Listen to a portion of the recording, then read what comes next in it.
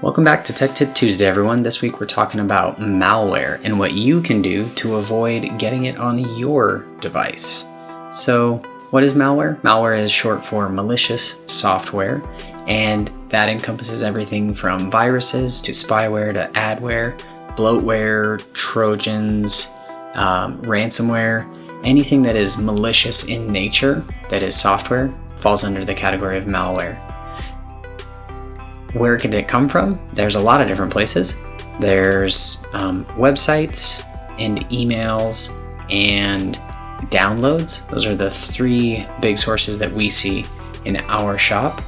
Websites, really common ones, are recipe downloading websites, coupon downloading websites, game mods, and adult websites.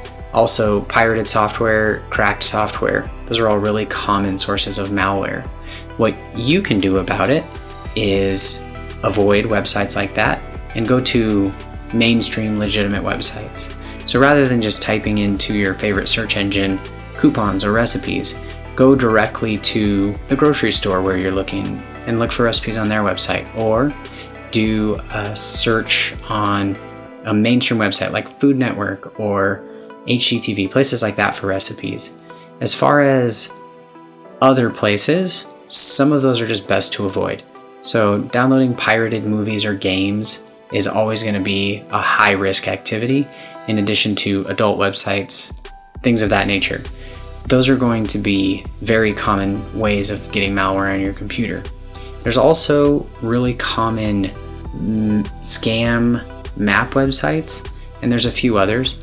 But generally speaking, if you're looking for information along those lines, try to go to a primary source, like even a cookbook website. The other thing that we see is attachments to emails. That can be a zip file, a PDF, or something along those lines that would contain within it malicious code that will run when you download that attachment. To avoid that kind of scenario, the best thing is to never open an attachment that you're not expecting or doesn't make sense from that person. Sometimes emails can appear to come from someone that you know or trust and can contain a virus or malware in an attachment. And in that case, your best line of defense is some sort of third-party antivirus solution. In Windows Defender does a pretty good job.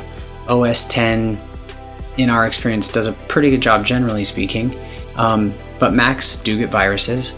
So we recommend, to many people, we recommend Malwarebytes Premium. It's inexpensive and it does a great job and really always performs well in independent lab testing. Just like you would in real life, you want to maintain an attitude of skepticism and you want to be wary. Everything on the internet is not trustworthy. Everything on the internet is not safe. And we want to save you from a lot of heartache and frustration and sometimes very expensive repairs, or in really bad cases, theft. We've seen people who have accidentally allowed access to their computer or intentionally allowed access to scammers. We'll touch on that in another video, but they leave behind a keylogger, they record your login credentials, then they log into your bank totally separately and just transfer money out. And unfortunately, there's really nothing that can be done. Banks typically can't even refund it because it looks like you initiated the behavior.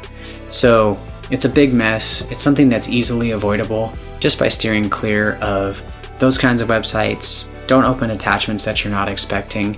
And if you think something like a attachment seems weird, just call the person, text the person, send them a separate email and say, hey, did you mean to send this? Things like that. If you avoid those things, I think you'll stay out of 95% of the trouble that we see people finding themselves in. And as always, leave a question down below. If you have any tips for avoiding malware, or if you have a story about malware that found its way into your computer, we'd love to hear about it. And as always, if you need help, leave us a comment, shoot us a message, give us a call at the shop. That's all I got. Burn out!